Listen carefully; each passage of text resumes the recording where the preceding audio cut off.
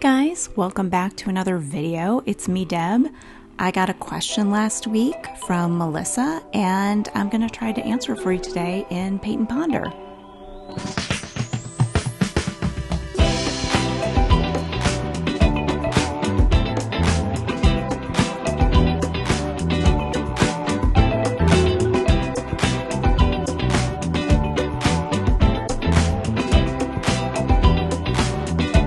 So Melissa Martin had asked, I'd love to hear any advice you have on how to actually get people to buy your art and products, and also your art journey. How did you get to where you are? I feel like this is a huge question to answer, so I'm going to try and do the best I can with this. So my art journey, as a first part, I will say I did a lot of drawing and doodling as a kid. And when I went to college, I only went for 1 year at Kent State. Long story short, my parents could not afford to send me back, and I was sort of told that on my last day of freshman year. But I did take I took a couple art classes.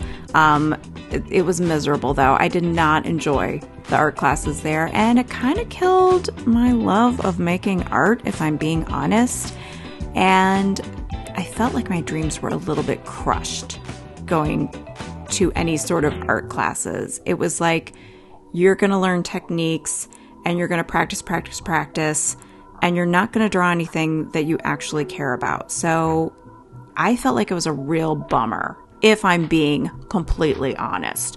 I know that's not everybody's experience, but that was just mine. And at the time, in the 90s,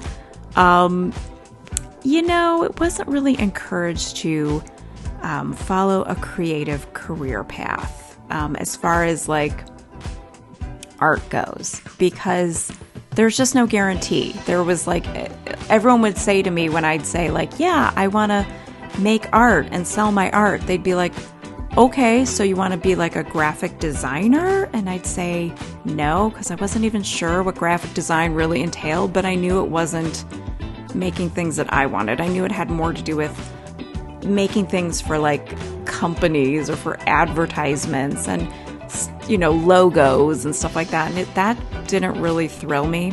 I wanted to just make what I wanted to make, and hopefully people would like it and buy it. So, is that naive and like super far-fetched in some ways? Yes, but not necessarily. I mean, there are people who do it all the time, and I can honestly say it's what I'm doing for a living now, so it's entirely possible. That being said, I didn't really pursue anything in art for a long time after I had left college. Left against my will, basically, because, like I said, my parents said they couldn't afford it anymore. So I went for that 1 year, and then I was like out in the workforce full time. So art just kind of got put on the back burner, and the art classes that I took really killed my interests and passion in it. Because I thought, okay, I guess you can't make a living as an artist, it was such a bummer, I gotta tell you. So I just got into other things and thought like,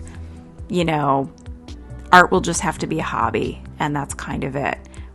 I want to go back to past me and say, it's not true, you don't have to settle. But I think things worked out just fine, because at the time there was no Etsy and the internet was a baby.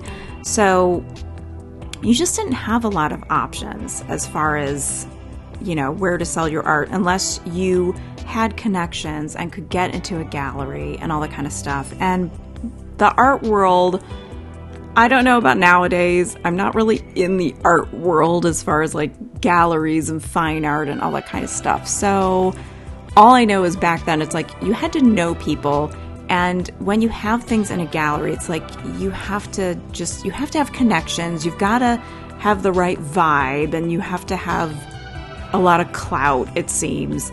And it's very hoity-toity.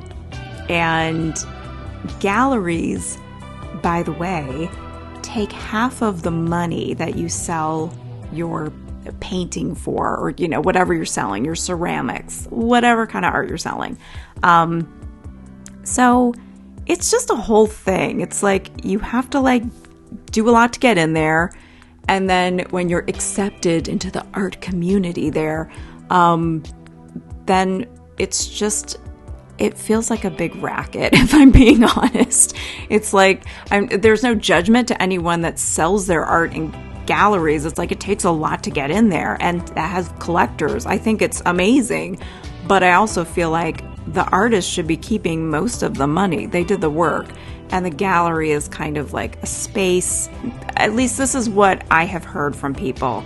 I have never had personal experience with it, so I cannot speak to that.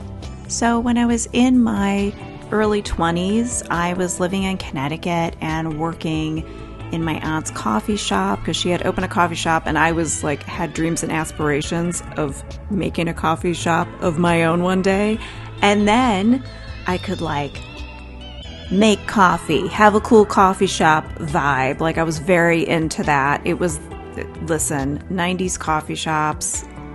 It was a world of its own I could get into.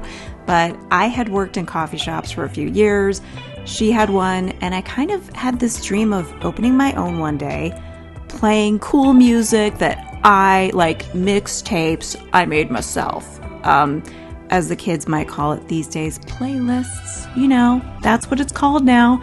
I had explained to my kids the other day what a mixtape was, because I was like, I bet you don't know what that is, because they're proud of themselves for knowing certain terms that most kids their age don't know.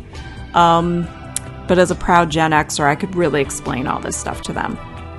So anyway, I thought, I'm going to play my cool music, sell coffee, and and I could put my art on the walls, and if people wanted to buy it, they could. I was like, I'll make my own gallery happen. I'm sort of a self-motivated person in that way, I guess. But she ended up having to close down her coffee shop, and then I just went into retail work, to pay the bills. When I was in Connecticut, I had met my husband there. We got married. We ended up moving back to Ohio, which is where I'm originally from, and we live here now. And we had 3 kids, and I was a stay-at-home mom for our kids, but I was also working part-time online. So I was selling things on eBay. I would go shopping for vintage stuff and sell it, and I have a pretty good eye for these kind of things. So it was good part-time money, but it was a lot of work. And the plan was that, so with our first child, when he was in school, we had twins. So they're just a week under 5 years apart, our kids. So our oldest started kindergarten, and the twins were born, and I think my husband was really scared that I was never going to be back at work, because all the income was on him, except for what I could kind of drum up with vintage sales, on eBay and stuff. So I started selling. I discovered Etsy before the twins had started kindergarten. So I'd make a few $100 here and there, selling over the years, a few $100 a week or something, maybe less. And when I was on Etsy in 2012, I had just discovered it. I think it was only a few years old. And I saw that people were selling artwork, because I was looking for how do you sell artwork? And at the time I had kind of taken up making jewelry and doodling again. And I thought maybe I could start selling my art and jewelry that I make, but I'm is eBay the place to do it? I felt eBay feels like a giant garage sale. It doesn't feel like a place to sell your artwork, or at least not get a good audience for it or a good price. People, I don't know if people would really value it. And Etsy, when I discovered Etsy, that kind of changed the ball game. And I was too scared to sell my own artwork there, because I just didn't have confidence that it was good enough. I saw what some people were making, and it was incredible. and I was intimidated by that. So it took me a couple of months to get the courage to do it. And the first thing I did was I made a line of pretty cheesy Valentine's Day cards. And so, but a couple of them were sort of instant hits. And by hits, I mean like I sold like 18 of one particular design. And it was a Hall & Oates card that said, "Your kiss is on my list." And I drew Hall & Oates, and I don't know how Glamour magazine, like the online version of it, somehow found it, and then they put it in one of their like 10 best Valentine's cards to buy this year that aren't sappy. It was something like that. And mine was one of them. And I sold like 18 in one day, which was shocking. And I thought maybe I have something here. Just a quick heads up. If you don't get your stuff noticed by like a publication like New York Times, Glamour, Pop Sugar, things like that, trust me, the fame and fortune of any of those things is so short-lived. If you're ever thinking, I need to get featured in a BuzzFeed article, I'm telling you, it lasts for about 72 hours, and then it's back to normal. So that was not like I was not all of a sudden an overnight success. If anything, it encouraged me and thought like I might be onto something, and I kept going and I kept making greeting cards. And I just slowly grew on Etsy. It took time. But I'd also been posting all of my stuff on social media, and being on Etsy did, I think, help as far as me getting some of my greeting cards featured in a few different articles. So things like BuzzFeed, Huffington Post. I think that Etsy, because it's such a strong search engine, can get your stuff seen by so many people and noticed immediately. So whenever somebody asks, like, how do you sell your artwork? What's the best way to start? I'm always like, go for Etsy first. Because if you start your own website, traffic isn't necessarily going to go there if people don't know who you are. And I've established a bit of a business over the last 10 years because I started in 2012. But still, my regular, personal, standalone website does not get the traffic that Etsy would. I actually put my Etsy shop on pause in the middle of 2020 because mail wasn't getting delivered. I mean, I don't know if you remember, but if you live in the States, U.S. mail, the post office, it's like it was such a mess and things weren't getting delivered. Like it was taking a long time for things to show up. And then my international orders weren't getting delivered at all because they were like sitting in mail quarantine because of, the panini and all that. So it was a big mess and it was very frustrating. I had to refund so many Australian orders and orders from the UK, and it was very frustrating because,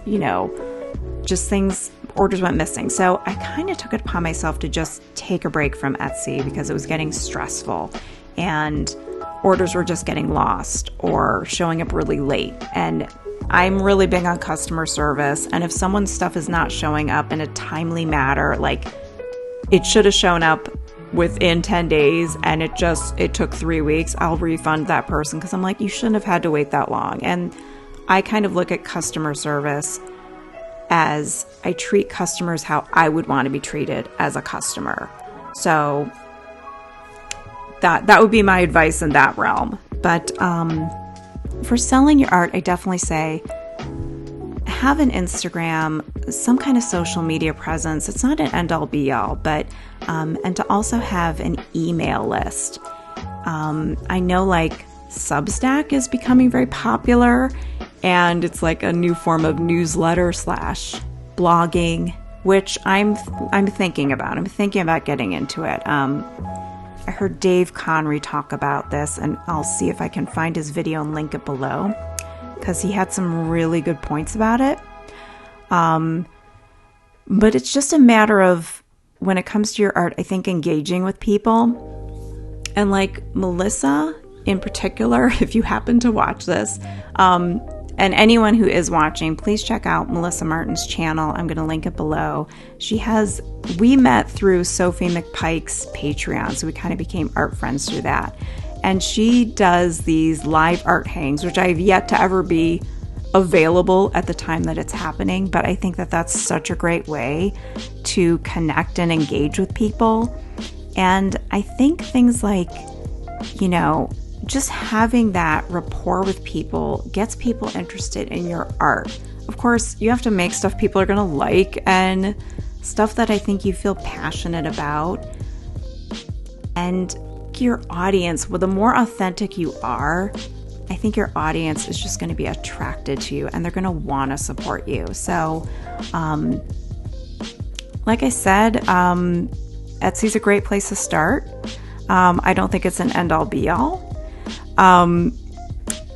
But that's my biggest advice, and to connect with your audience. I think engagement is great. But aside from selling on retail directly to customers, I do wholesale. So that's another part of my income stream. If you're ever interested, I can always talk about that in another video. But I want to thank you so much for watching, and subscribe so we can keep the conversation going. And I will see you all next week.